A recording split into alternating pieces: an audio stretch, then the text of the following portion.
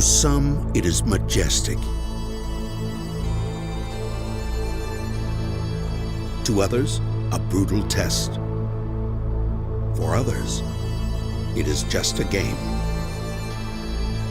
And for a few, it is their life, their purpose and toil, their quest to earn a measure of dignity. It is football, high school football, and few places play it with the passion, commitment, and brotherhood like they do at Highland Park High School in the heart of Dallas, Texas.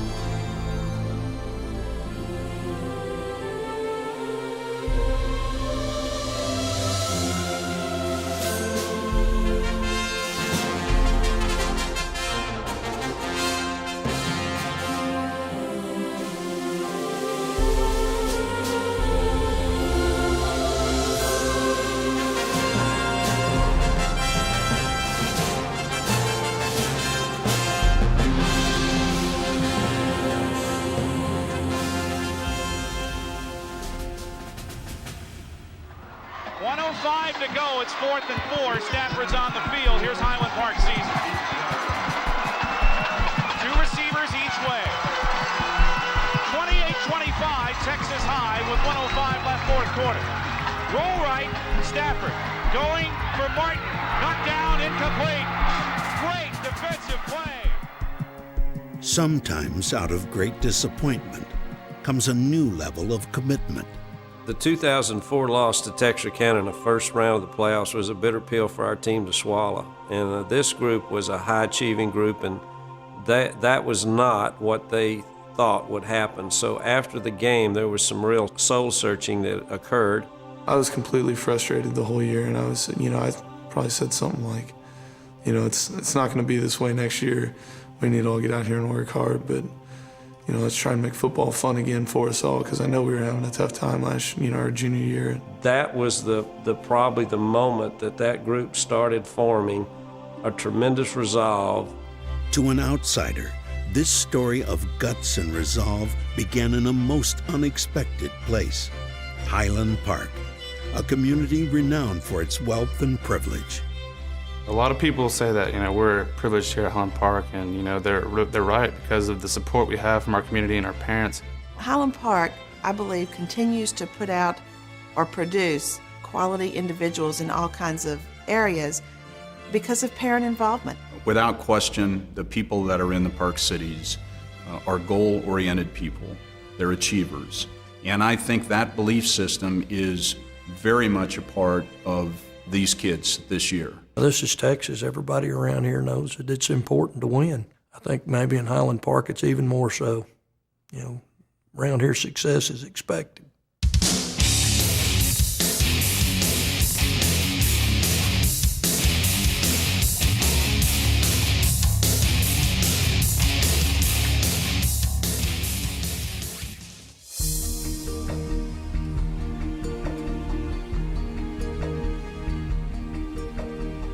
Named for its location on high land overlooking downtown Dallas, Highland Park has come to symbolize lofty goals and high standards of achievement.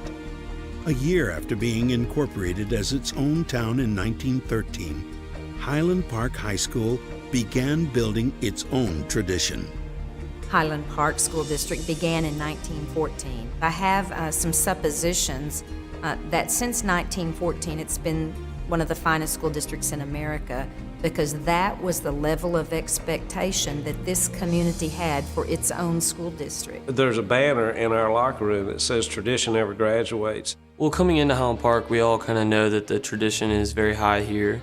And my junior and sophomore year, I kind of started to realize how special this program was. In serving the community of Highland Park, and the same thing is true in University Park, people do it with really the best motives, that they do it because they want to give back to a community that has been very good to them. The motto above the front doors of the Highland Park High School is enter to learn, go forth to serve. And that is really very much what I have lived my life by. I hear from parents all the time that they come to Highland Park because of the reputation of the school district and that they want their students, their children, to have that experience. One of the reasons they have the level of achievement in Highland Park that they do is they work harder. I haven't been around a group of players that worked as hard as our Highland Park players. That hard work and that commitment is really the secret of what makes Highland Park successful. What creates this drive to succeed? I mean, we want to live up to what everybody else has done before us. I guess everybody wants to be a Scott, varsity football player from the time they're in 4th grade. To me, tradition never graduates means that we want to do better than the class before us, and every year we go far in the playoffs. This year we wanted to go farther. The history definitely motivates us. You know, I think I can speak for everybody saying that, you know, it's a lot of pressure, but at the same time that helps motivate you. My dad is a Scott, and I kind of feel like we're playing for him, and like I feel like if I do good, I feel like it makes him do good, and like it makes him feel proud. Many people don't realize that we're really a small town. We have 4 grade schools, 1 middle school, and 1 high school. So we're no different from some West Texas town that's about our same size. It's not the size of the dog in the fight, it's the size of the fight in the dog. A lot of people have told us that, you know, my brother and I aren't the biggest guys on the field, and there's no way, you know, why are we playing this sport? You know, we're going to get crushed, and, you know, there's no way we can excel in this sport. We knew we didn't have the size, and so we'd have to encompass that in something else. We have to put our weaknesses aside and just make our strengths even more.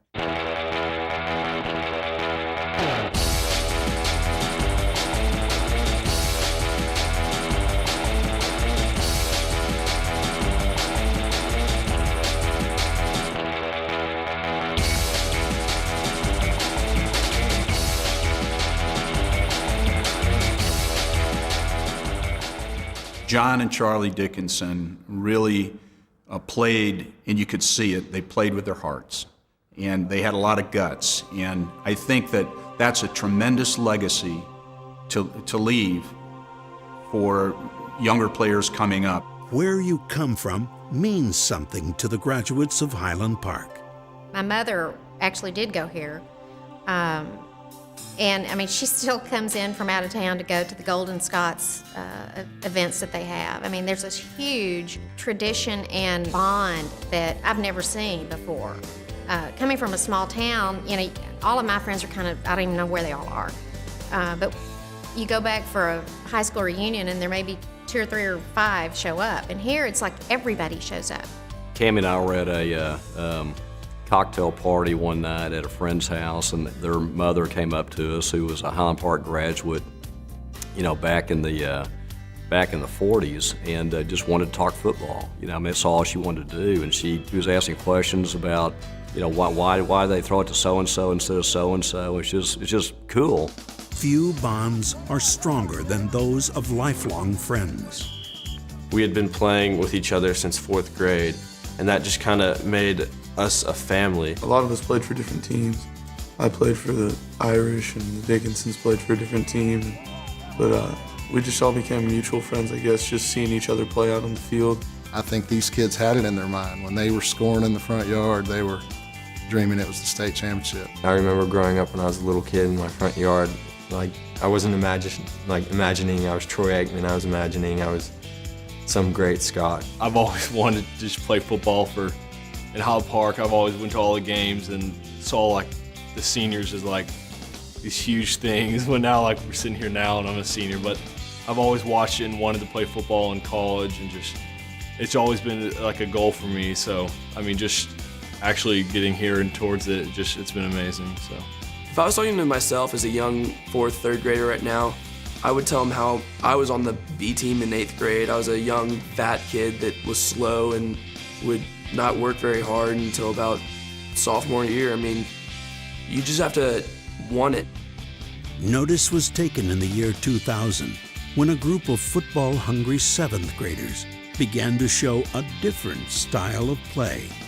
And when we went up against another 7th grade team, they weren't ready to defend the pass the way we could pass. I remember we were playing at Highlander Stadium. We were on I want to say our 35-yard line. And Matthew's dropping back to throw the ball. We were running a hook and wheel route, and Morgan Hudnall was running the wheel route. And he turns it up the sideline, and Matthew's getting hit in the backfield. Somebody's draped on his arm, and he just chunks this pass down the field, and Morgan catches it in stride and takes it in for a score. I mean, that was just, those things didn't happen in 7th grade. I looked at our depth chart when Matthew was an 8th grader, and I decided to go to the junior high and get Matthew out of class. When Matthew showed up in the locker room, we sat down next to each other, and we got to talking about each other's personal lives, and I told him that I thought he had a great future, and I'd watched him play as a 7th and 8th grader.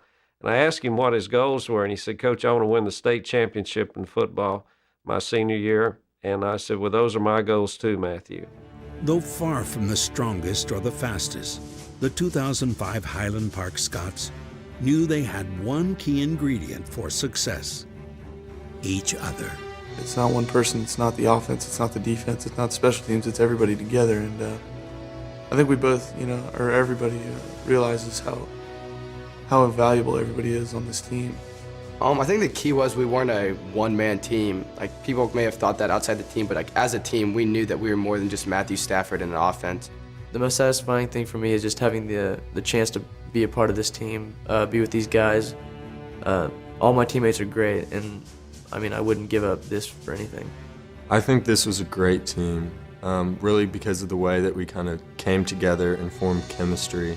And I think because of this unity that we have in Highland Park, and that is going to grade school, going to middle school, and going to high school together, this unity allows us to play at a level maybe beyond our abilities. And when you decide you're going to get it done, you're not going to be denied. It's 11 people operating as one. It's not any single individual.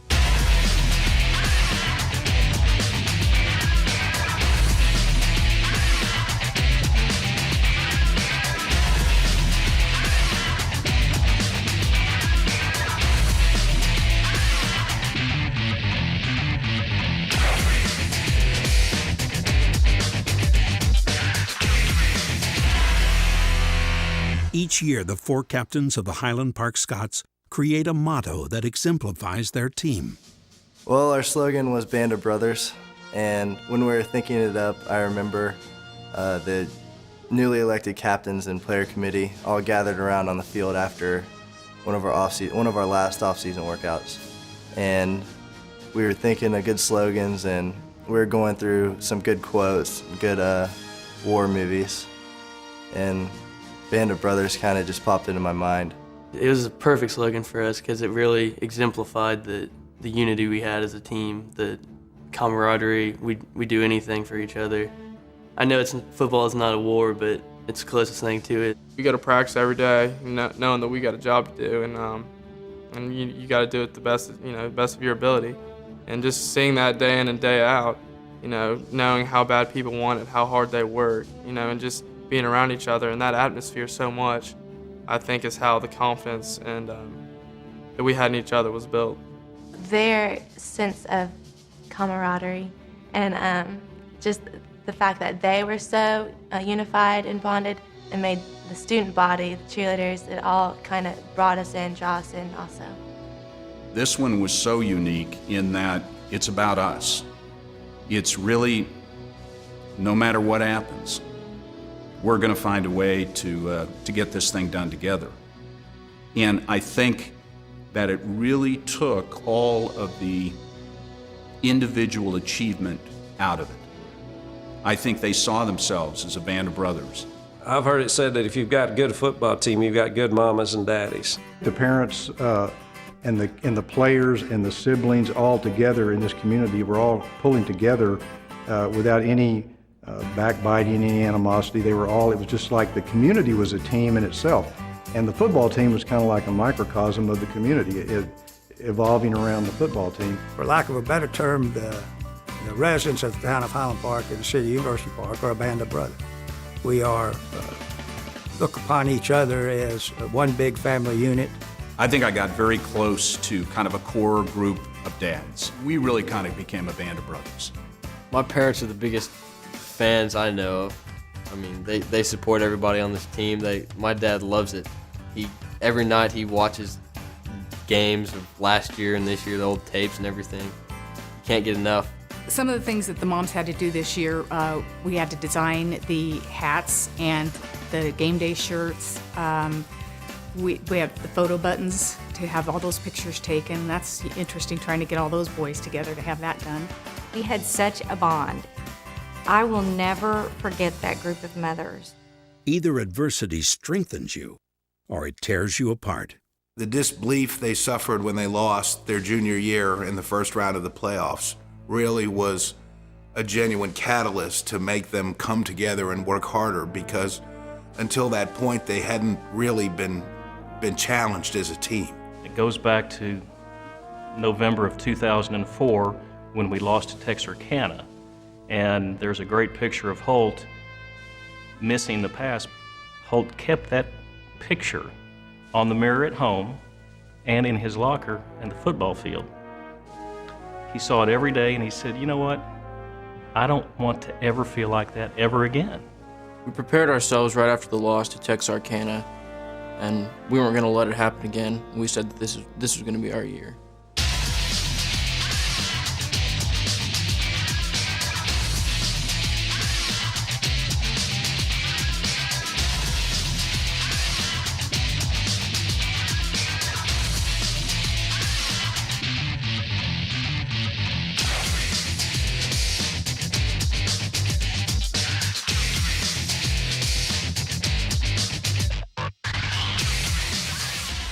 With spring comes renewal and hope.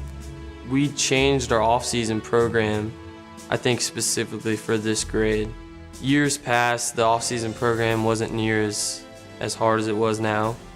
And they changed it because we lost the first round of the playoffs with one of the best teams we've had. And they were like, well, you know what, we're not going to let that happen again. In the 100-degree heat of August, the sprints and drills of two-a-days are a rite of passage for every Texas football player. The 2005 Scots looked as powerful as any time in their history. That is until a child's game turned from fun to near tragedy. A couple weeks before school started, the football team goes out to the field and to the opposite soccer practice field, and we run sprints as a team. Lots of times on the real hot days, we'll pull a slip and slide out there or something like that. And so we had one out there that day, and everybody was running up and down and sliding on it. And I just happened to be walking off the slip and slide a couple yards or so and got hit in the back of the leg. During the injury, the kneecap was displaced, and we didn't know the extent of the injury, so there were a couple of days before the MRI that we didn't know if Matthew would be able to play for the season. We were very fortunate that he only had 5 cartilage pieces that needed to be removed. So after the surgery, we knew that he would probably be out 4 to 5 weeks. With their nationally ranked quarterbacks sidelined, the Scots realized their hopes for a perfect season were about to be tested. In the meantime, our football team had to perform, and we were not going to use Matthew's injury as an excuse why we couldn't win the Denton Ryan game. And of course, we had not beaten Denton Ryan the last 2 years we'd played them, and that was a big game that we had looked forward to playing and winning.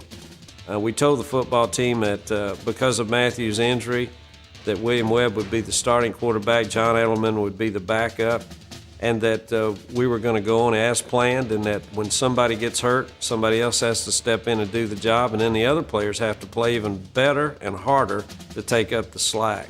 At the Denton Ryan game, the feeling how the team accepted me and they didn't treat me like the backup was incredible. They treated me like I was the guy.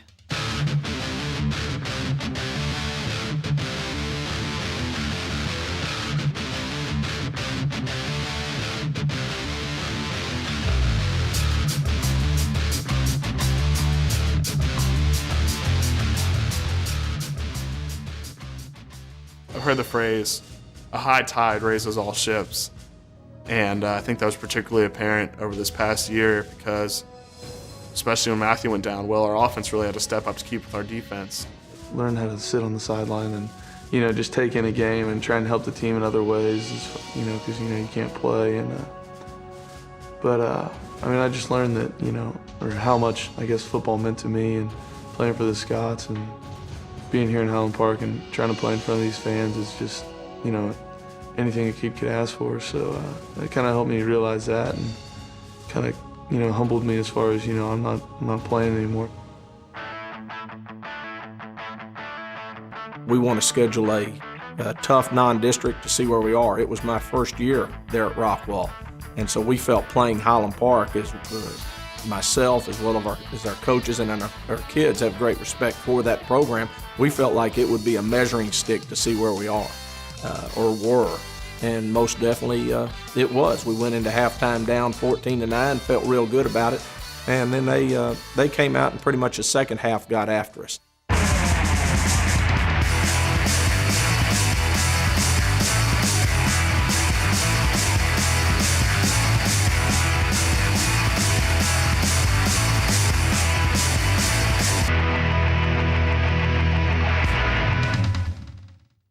After the Denton Ryan and the Rockwall game, we got Matthew back. That's when our team really started rolling, and just every game we got better and better, especially on defense. I think our confidence kept growing and growing, and of course the offense got better with Matthew. And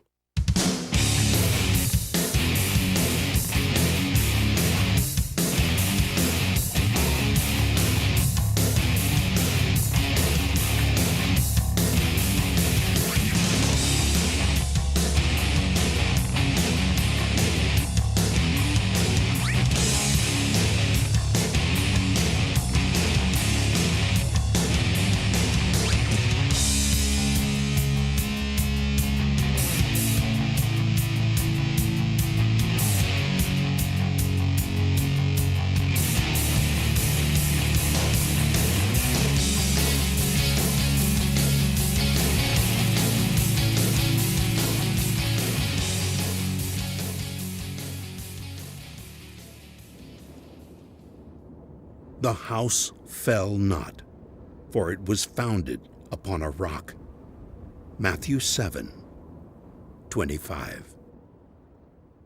The impact that Matthew had on this team he was pretty much our rock, because he just, every single time we'd look at him, we'd see how calm he was, and we just knew, like, we would get it done, or he would get it done.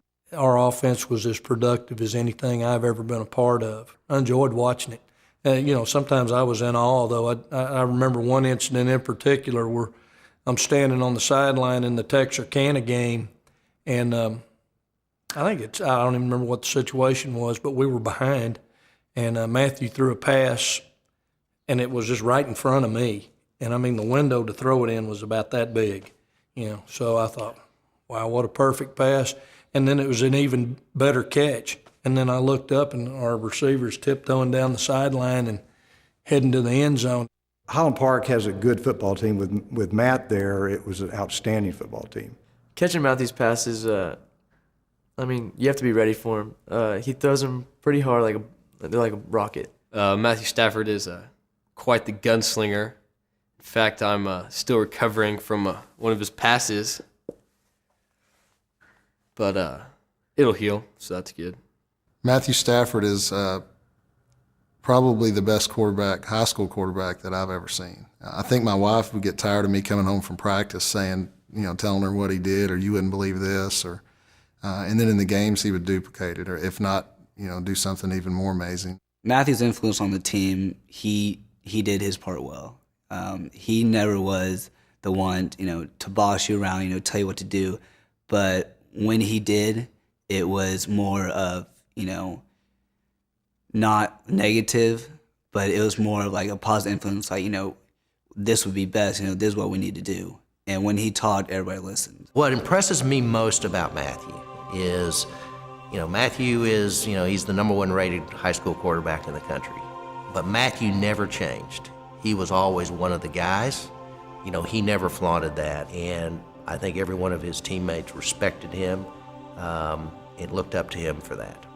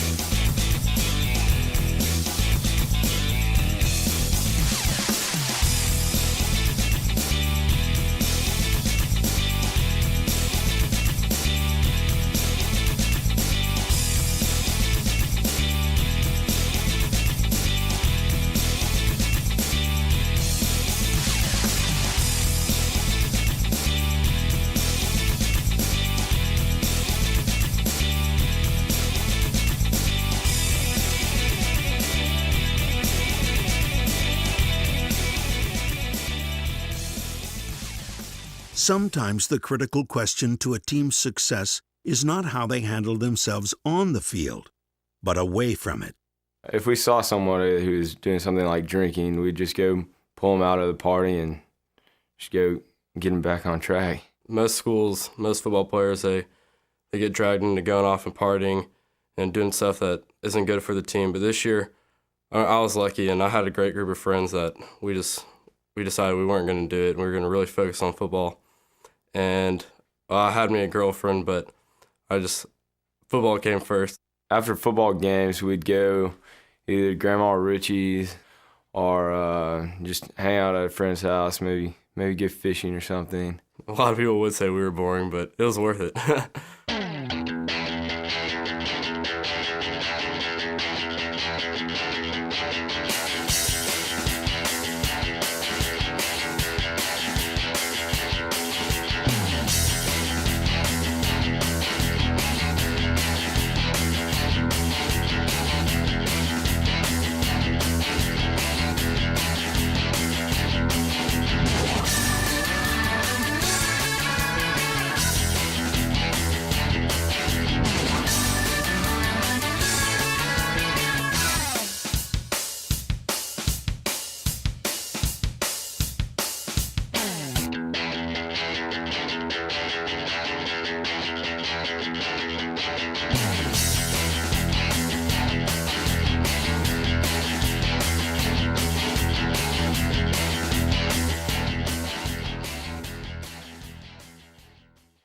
After each touchdown, the Scotsmen are responsible for running the flags, which are pretty heavy, up and down the field, which is 100 yards there and 100 back.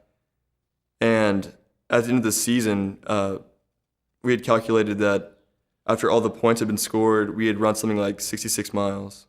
When we look at the season, I look at it as 3 seasons. You have the first 5 games, which is non-district, the next 5 games, which is district, and then the last season, which is the playoffs. When you get into the playoffs, it's a whole different ballgame. Basically, you want to do your best, because if you don't do your best, it's do or die. Though the 10 battles in the regular season had been won, this band of brothers knew the war was just beginning.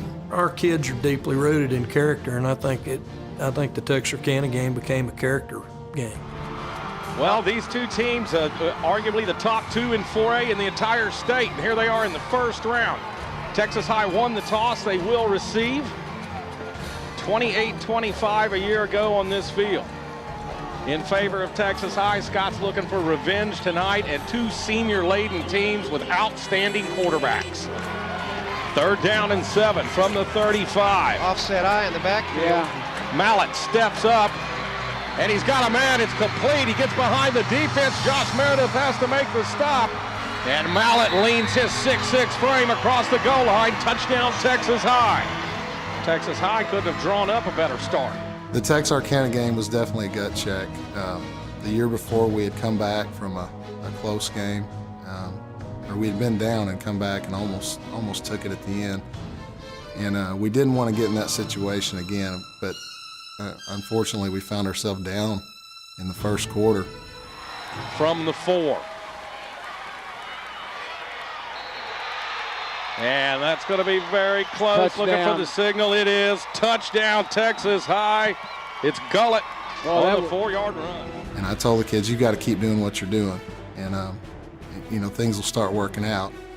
But when it got down to 17, I said, hey, we've got to get some points. I just remember being 17-0, and I was just completely calm for some reason, knowing that we've had the ball twice and haven't done anything with it, but we've had some missed opportunities. When the score was 17-0 and Texarkana lined up for their kickoff cover team, they started doing a locomotion dance, and they looked up in the stands and got their crowd to stand up and start clapping. Welcome back, everybody. You see Texas High dancing around, and Scots just need to stay with what they do. At that time, I think our players took that as a personal challenge. And one thing you don't want to do to a champion, you don't want to try to intimidate them when they're down a little bit, because they'll come back even harder. And the first pass we threw hit number 43 in the stomach.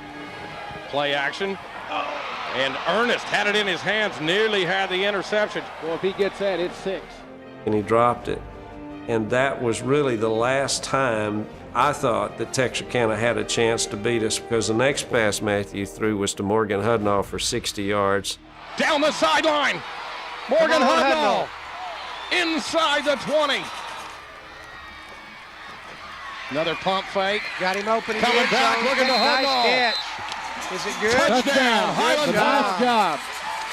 That was a bullet. That was a bullet. That was a But bullet. again, First touchdown we scored, Matthew Morgan went on an out pattern. It was the hardest pass I've ever seen thrown. The offense had stepped up big. Now it was time for the defense to make a stand. Was short of the first down. Third down and 1. Tandem set. Ernest again in the backfield. got him this time. And that's Stoney. There's the stop, boys. There's the stop. That'll pump him. It took stuffing the big running back, Dustin Ernest, on 3rd and 1 to give our defense the confidence that we could stop Texarkana from running the ball right down our throat. We were behind and we managed to get back in it. Kids swung the momentum our way, and we just felt good because we climbed back in right before halftime, and we knew going into halftime, I think Texarkana knew it as well, this was going to be a slugfest to the end. When I heard I got the job for the Texarkana spot, I was nervous, but I was anxious because, it was a big opportunity for me, but at the same time I felt bad for Holt because this is kind of his game to redeem himself, because last year he dropped that ball and he wanted to make a play for the team. With 48 seconds until halftime, what happened next was not supposed to happen in a high school football game. Safeties are 15 yards deep. Stafford looks left, rolls to his right on the Has him run. open back Wide deep. Now that could be a flag. Touchdown, Ross Bolin. He's got it. Great job. Baby. That'll work. 73 yards on the play, and just like that, the Scots are right back in this football game. Game on, boys. I think Matthew threw it around 60 yards on the run, which was unbelievable, and the defender, I don't think the defender knew he could throw it that far, so I was able to make the play. With Matthew being the quarterback, there's never a receiver that's been too far. And sure enough, Matthew rolls out. That safety, Matthew throws it. That guy's got to be thinking there's no way he's going to throw it over my head. And that safety slowed up. Why, I have no idea. And Bolin just kept drifting behind him, and it was too late. The ball was there, and it was a touchdown. It was a beautiful play. Looks like what kind of formation you've got. They give it to Smith, right here. And down he goes. J.K. Uregi getting into it. I'd say the defense is a little bit jacked up right now, boy. Right before half, the Texarkana fullback cussed our players, and our players squared off with him. And their attitude and their demeanor was, we're making a stand and we're coming back the second half and we're going to finish the deal. To understand the commitment and the intensity that our players had, you had to go back a year before in 2004 when we narrowly lost that game by 3 points. I remember running into the locker room, and might as well have us been up 21-0. We were so excited and had so much momentum on our side that we just realized that if we came out in the second half and matched any kind of the intensity we just showed in the last quarter, that they didn't really have a chance. 3rd down and 7 from the 34. Texas High a little bit confused, very aren't they? confused. Stafford with time. And a catch. It's Hudnall. Keep your feet, keep your feet. Morgan Hudnall's going to score. Oh, baby, 67 yards on the play. Ball game is on, baby. But like any great battle, casualties often result. Mental toughness is keeping your emotions under control under adversity, and there was some adversity in the Texarkana game. First play of the second half, I sprained my MCL, and I started freaking out. And Coach Wells came onto the field, and he was just reassuring me. He was like, just worry about coming back and being able to help the team out later in the playoffs. The quality of the Scots' backups would prove invaluable. Chris Olsen went down, and Seth Graham stepped right in and, played as good as anybody thought he would. And we all knew he could. We've been playing with him forever and realized how good of a lineman he is. You got to put the team first, and I wasn't really focusing on myself, just trying to help the team. I was playing, every different position on the line and having to practice, go first and second team with that. So, I was just trying to do what's best for the team. Scoring 24 unanswered points, the Scots had returned fire to set up a classic finish. They're bringing everybody. He read it. Look out. They burn it. They're not going to catch him. Charlie Dickinson. Not today. 71 yards on the play. Touchdown, Highland Park. Live by the blitz, die by the blitz. We talked about that early in the game, Don, if they keep doing it. Mallet under pressure. Got him. And the Scots get him. J.K. Uregi. Here we go again. Stafford. Outside. He's got it. He's got it. Touchdown. He's got it more than one. Nice. Look at that. On the run. And Stafford's down to the 1 yard line. Oh, baby. Yeah. Look at him dive for that. Look at that. What an effort. Well, that's sacrificing your body for the cause, boys. Good game management here. That's a touchdown, boys. Alex Carroll leaps, and it's touchdown, Highland Park. The Scots. What a second half. 1st and 10. There you see the situation. 3:07 to play in the game. Scots with the upper hand. Mallet fires. Wow. Mercy. Matlock with the catch. That was less than a minute. Highland Park at the 30-yard line. Stafford back to pass.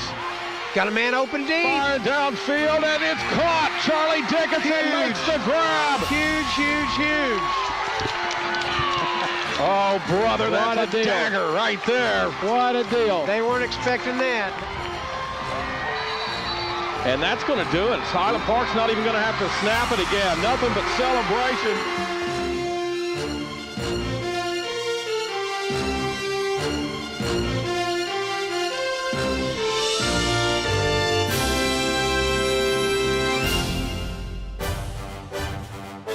Skeptics fell by the wayside as the band of brothers marched through McKinney North and Ennis.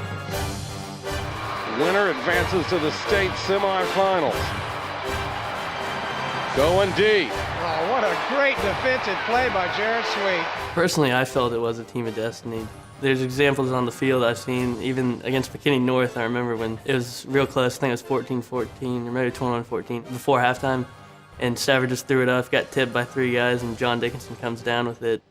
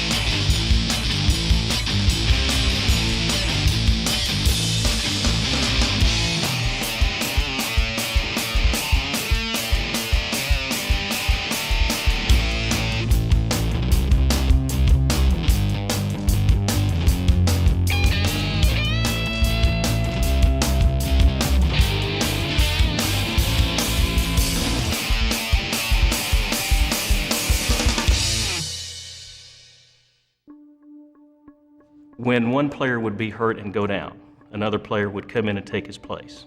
The team would not miss a beat. Matthew goes down before the season. William Webb comes in, has the game of the century.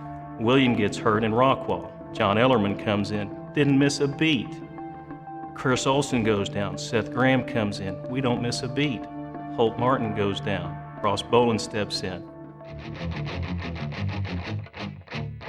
Welcome to Fouts Field at the University of North Texas in Denton.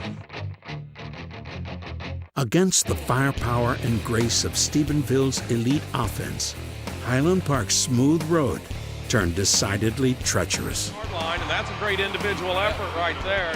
To me, that was like Highland Park was playing Highland Park.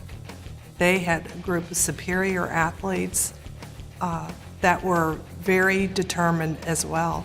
Viewing Stephenville with the Highland Park game and on that December 3rd afternoon in Denton was much the same. I mean, a great football game. It has been viewed as one of the best games in Stephenville high school football history.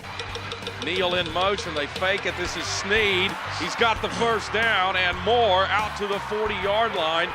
Going against Stephenville, we had our hands full. They were a very talented offense. They had a lot of great players, Javon Sneed for one, and he had a cast of receivers that was just as good as him. And they highly complex offensive scheme. We knew we were in for a game. It was going to be something to see. It was going to be a clash of two Titans.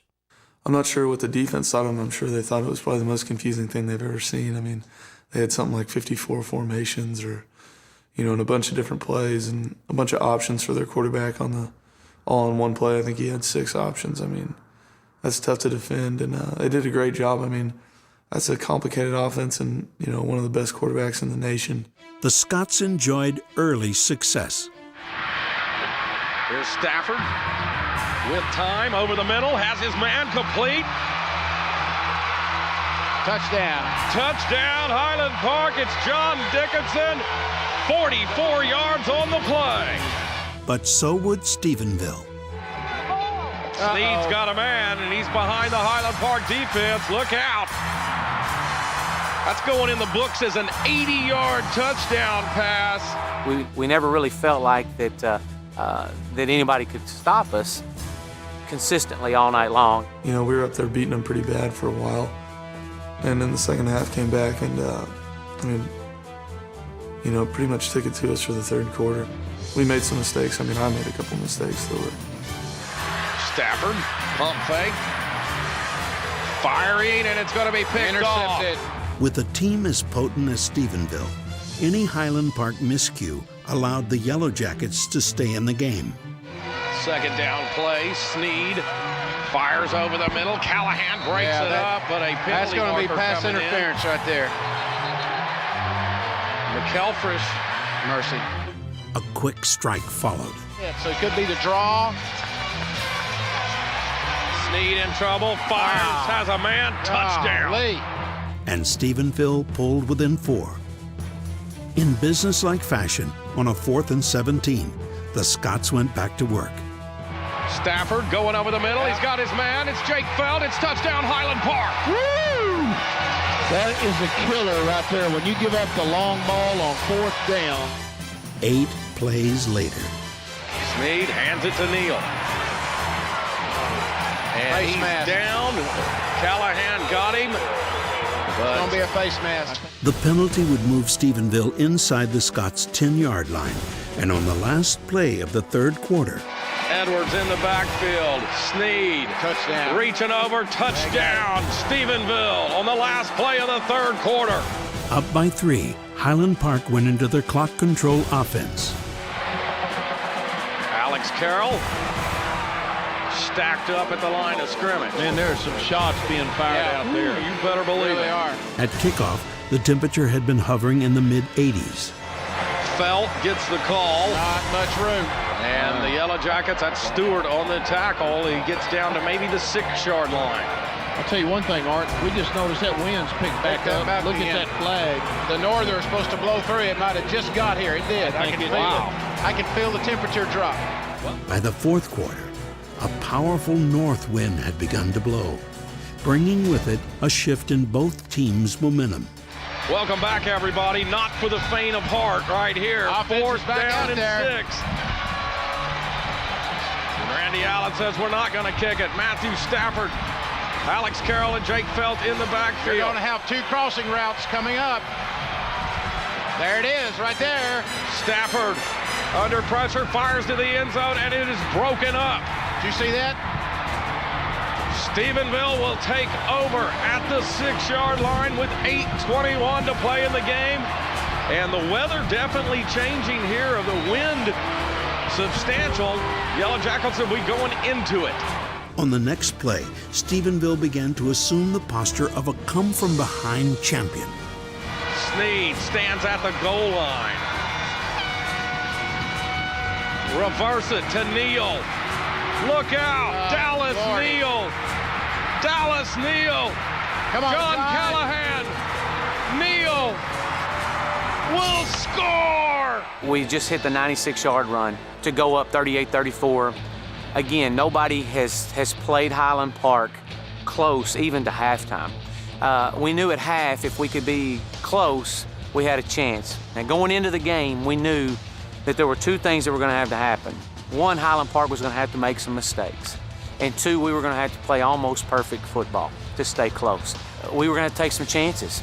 With plenty of time still on the clock, Highland Park calmly went into its ground control offense.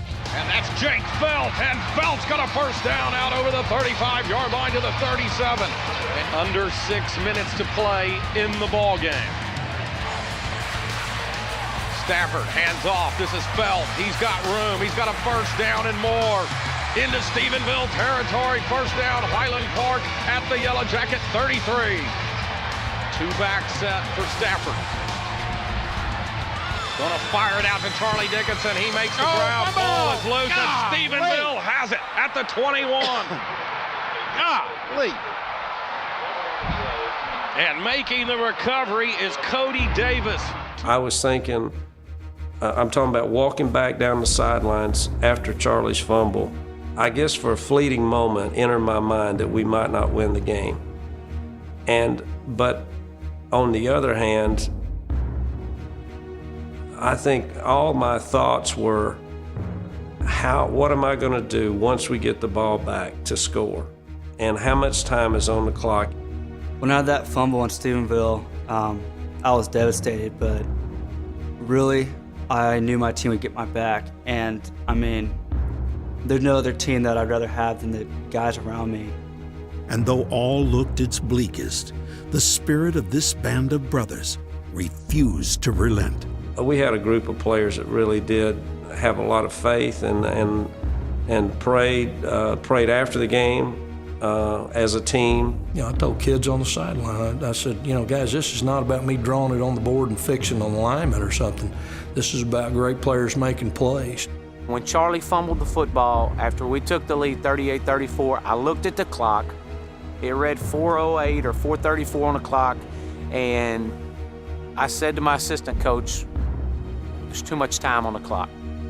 All our kids got together on the sidelines, and my exact statement to the kids was, fellas, we got to get 2 first downs. We get 2 first downs, we're going to win this football game. 4:12 to play in the game.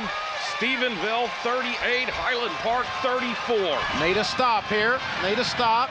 Jevin Sneed carries it right up the middle. Nothing there. Great job up front by Hill and Uragi and Thomas Hill did an outstanding and David Foose. Goodness gracious. Never once did we ever think about hunting the football. That never came across our mind.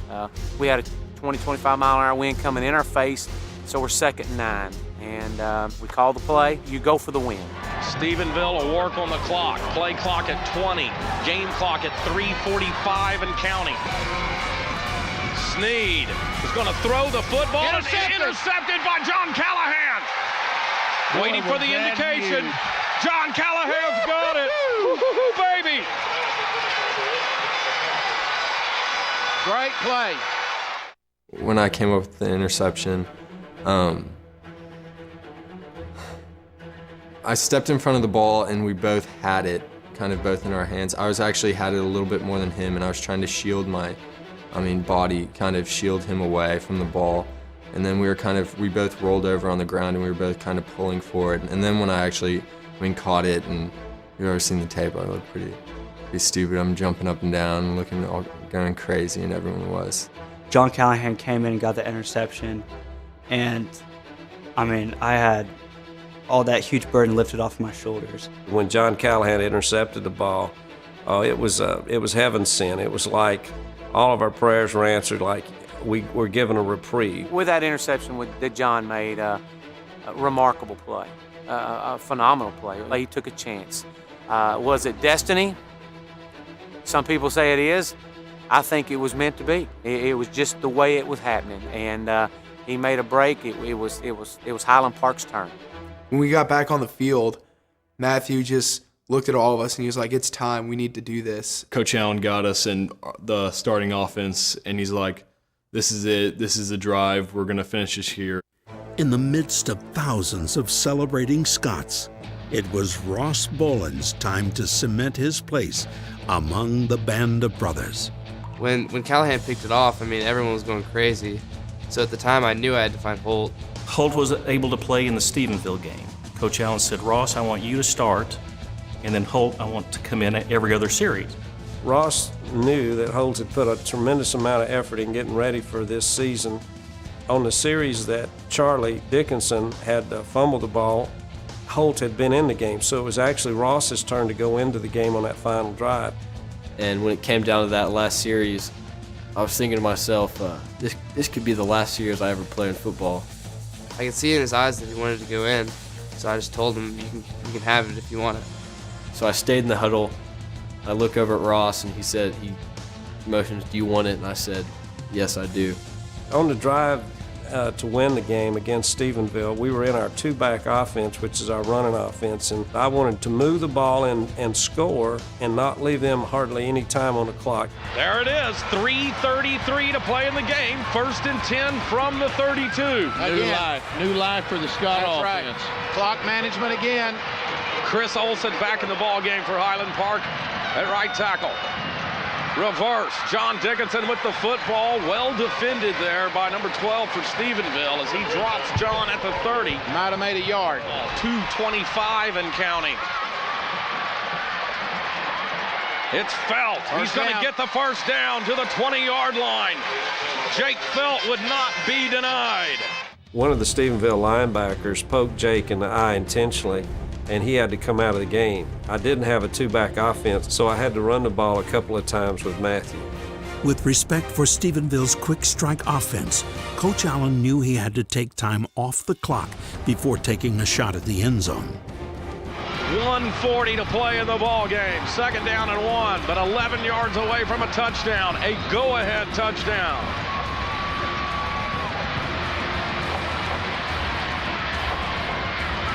Stafford.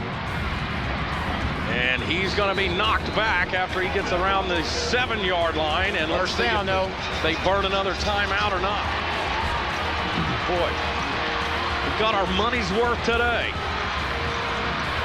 Stafford on the draw, and he stopped at the 6-yard line, and a heck of a defensive effort there. That was number 61, Ferguson, but your man 45 got there first. Austin Smith, he's been all over the place. Under 1 minute.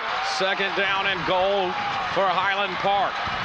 Alex Carroll in the backfield for Stafford.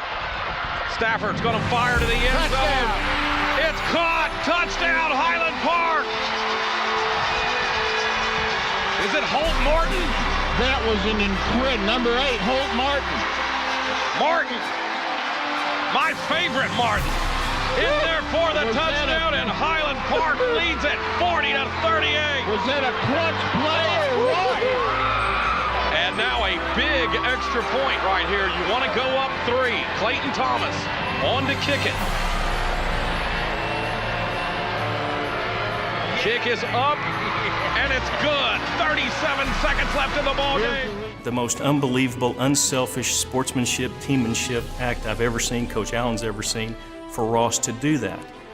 Now, forever, he will etch in his mind the catch against Stephenville, and it couldn't have happened without Ross. Ross is the reason Holt will live forever in happiness.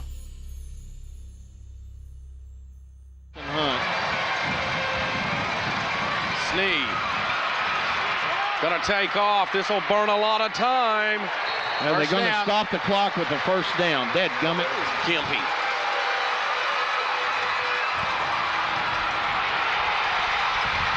Oh, he lost him. He escapes, fires, and incomplete. And that's the ball game. Time has expired, and Highland Park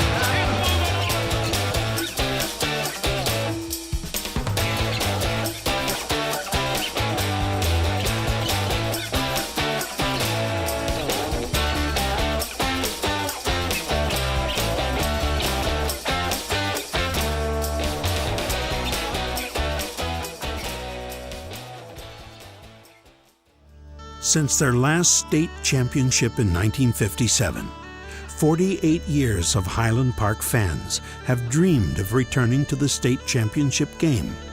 those dreams would soon be dashed, not by the ability of their team, but by the fickle flip of a coin. After the Stephenville game, my son and I drove to Burleson to see Pflugerville play Marshall in the semifinal game. Highland Park would play the winner, and after the game, we met in the press box for the coin flip to decide which site we would play at. Marshall chose Tyler as a midway point to play the game in Rose Stadium. We chose Texas Stadium. It came down to the coin flip. I asked David Curlis, one of our coaches, if he had a quarter that I could flip. I let the Marshall coach call the coin flip while the coin was in the air, and he called heads. When the coin hit the floor, it was heads. Thousands of Highland Park High School football fans are angry today because of the limited number of tickets available for Saturday's Class 4A championship game. The night of the Booster Club meeting on Monday night, when we had the ticket sales and we sold out of tickets, I had the Santa hat on, and there were some mad people in the cafeteria during Booster Club meeting. And when I got up to the mic, I told them the reason I had the Santa Claus hat on is I wanted to know if you've been naughty or nice. If you've been naughty, you're complaining because there's not enough tickets for all the Scott fans that want to see the game. You've been nice if you're just thankful that we've got an opportunity to play for the first state championship in 48 years.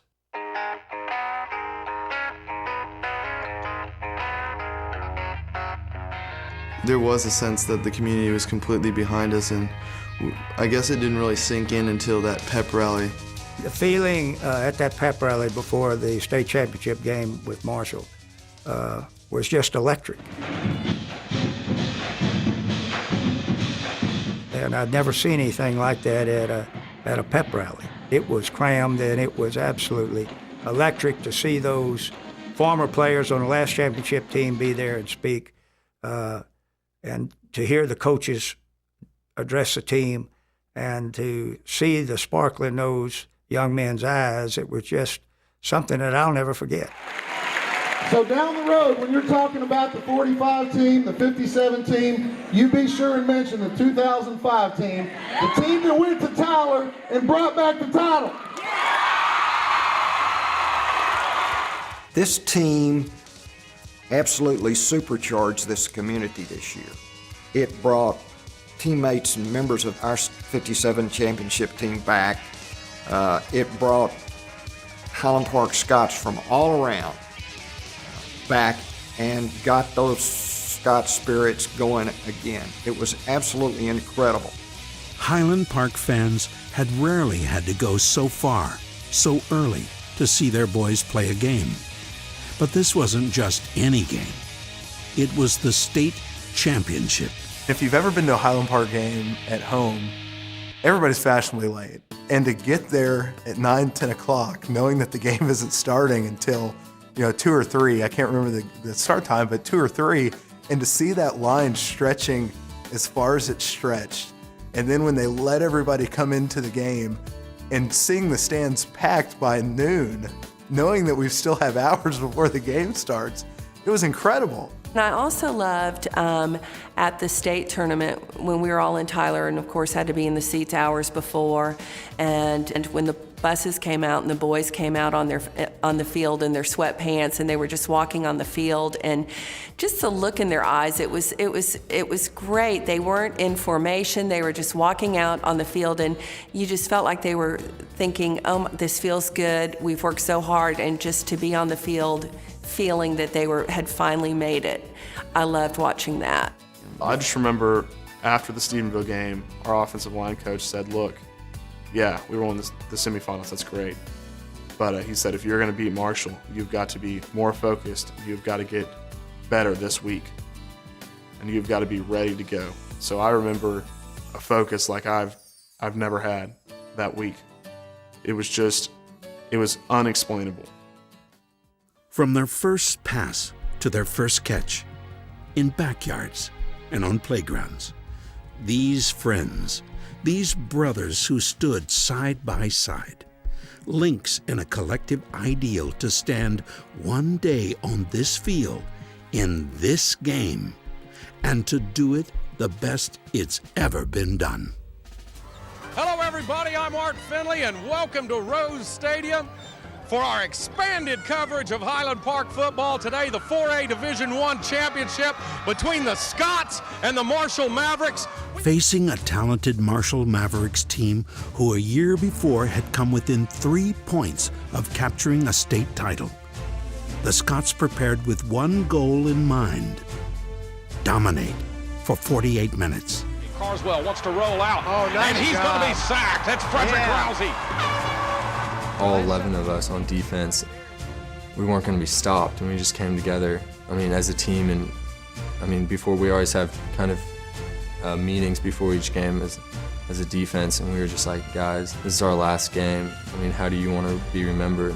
The defense ready to face one of the most prolific runners in Texas, Jackie Robinson, who needed 24 yards to break the 5,000-yard career mark. Number 34 is Jackie Robinson. Keep your eye on him. He's going to get the football. First down, it's Robinson, plows into the line. Scots are ready, and they stack him up, maybe a yard on the play. A strategy shift had taken place as Marshall, a predominantly running offense, went to the pass early. 3 plays later, it was the Scots' turn with the ball. Let's set the Scots starting offense. Number 6, Morgan Hudnall, and number 3, John Dickinson at wide receivers. Number 70 is Chris Olson at right tackle. Right guard, 68, Alex Cole. The center, number 53, Paul Shifley. The left guard, number 72, James Myers. The left tackle, number 77, Reed Prince. Number 22, Charlie Dickinson, and number 8, Holt Martin. We'll talk more about him in a while at wide receiver. In the backfield, Jake Felt, number 5, number 34 is Alex Carroll, and then a guy that wears number 7, Matthew Stafford, and a little confusion there for Highland Park, and that's going to cost him 5. Some wondered, could there be a letdown? In and play some good steady football. We'll keep our eye on the linebacking core. We'll set them in a minute.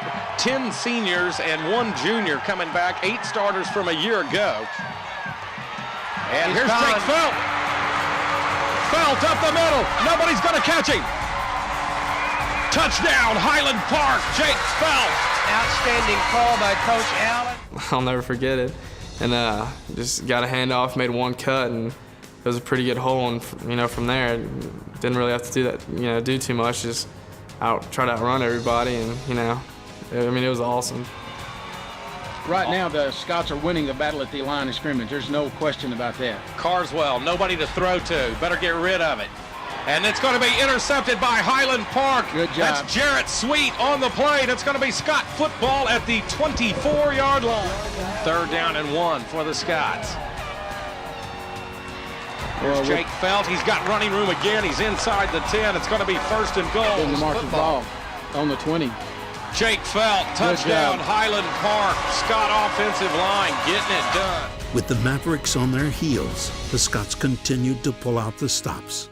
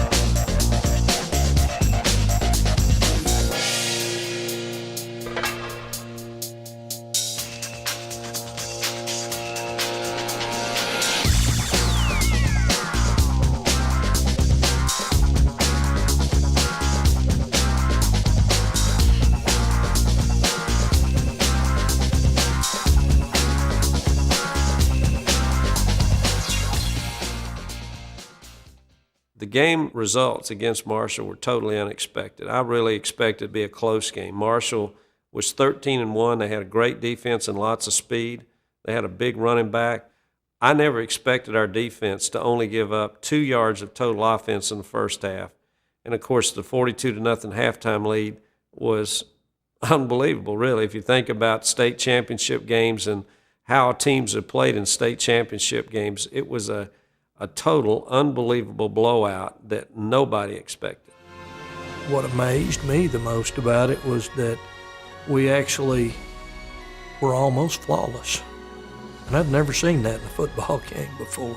I remember in the late fourth quarter, I looked into the guy's eyes and I almost started feeling sorry for him. I was just like, God, it's got to be awful in a state football game, just getting blown out this bad.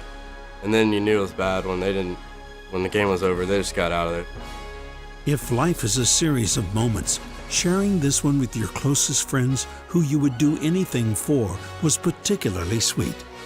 When I ran off the field for that last time and the crowd gave me a great ovation, that was just, more than you could ever imagine, It was just, I was just having such a tough time keeping a straight face, and it was an emotional time realizing that, that was the last time I was going to wear the blue and gold, so it definitely sticks with you around here, and as Winky Turner said in our pep rally, he said, once you're a scout once, you're always a scout, so I'm definitely always going to be one.